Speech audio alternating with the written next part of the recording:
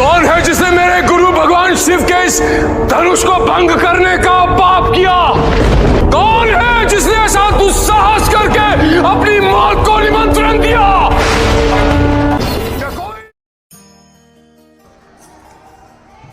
मैं विजयराज जनक आपको प्रणाम करता हूँ। कल्याण हो।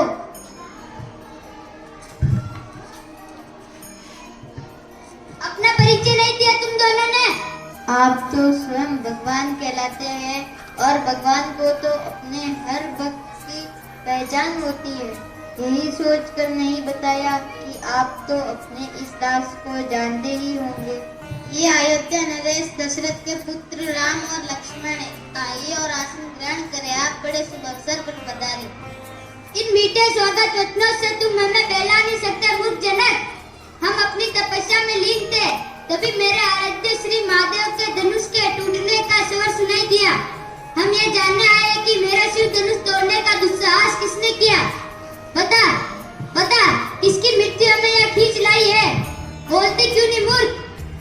शिव के धनुष को तोड़ दे, ऐसा साहस तो कोई आपका दास ही कर सकता है। उसके लिए क्या आज्ञा है, आप मुझसे कहिए। सेवक का धर्म केवल सेवा करना होता है, किंतु जो शत्रुता का कार्य कर उसे शत्रु समझकर दंड ही देना चाहिए। जनक, विश्वामित्र यहाँ आए सभी राजा ध्यान से सुने।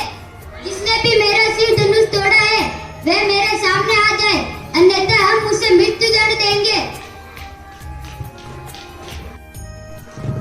एक धनुष टूटने पर इतना क्रोध, हमने तो बचपन में कई धनुष तोड़े हैं, तब तो किसी ने क्रोध नहीं किया।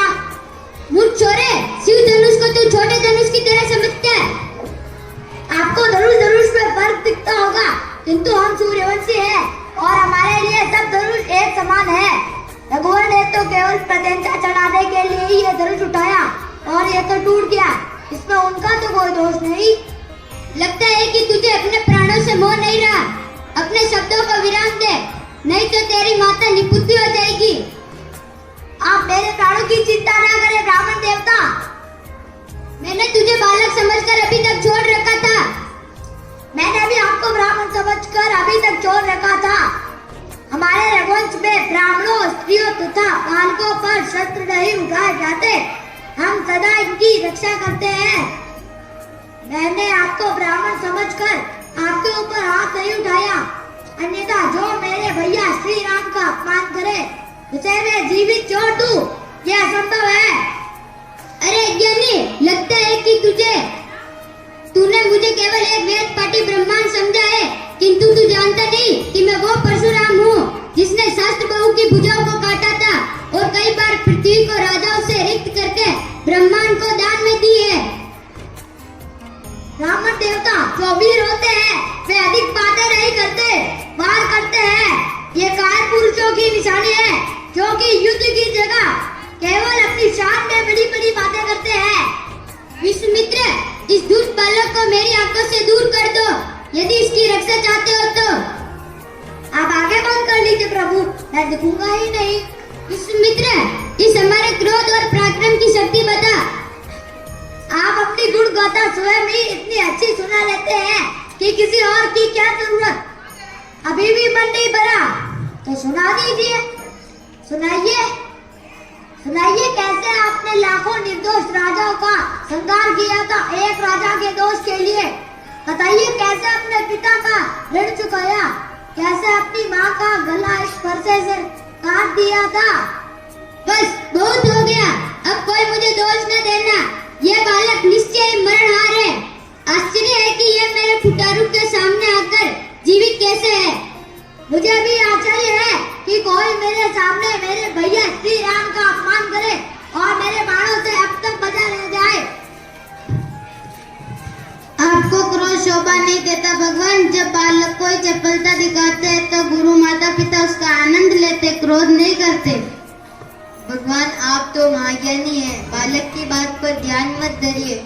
और फिर उसने तो आपका कोई अपराध नहीं किया, आपका अपराधी तो मैं हूँ। मेरे ही हाथ से ये शिव धनुष टूटा है।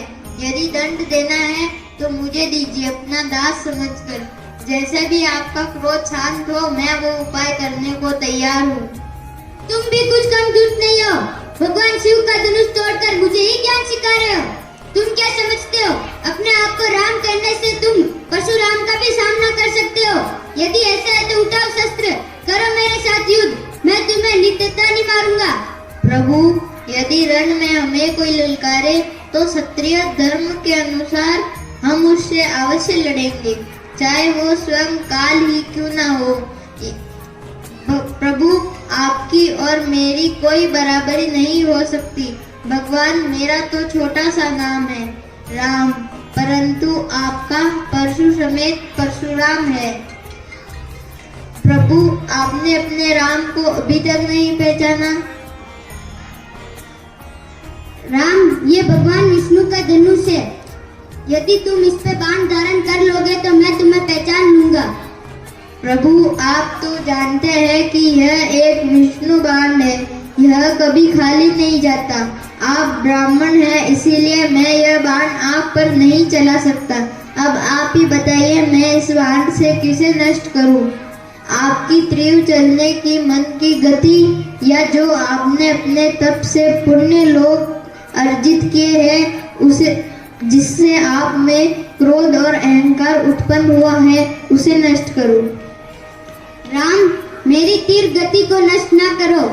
तुम मेरे तप से प्राप्त पुण्य लोक नष्ट कर दो। इसके साथ नष्ट हो जाएगा मेरा क्रोध और अहंकार।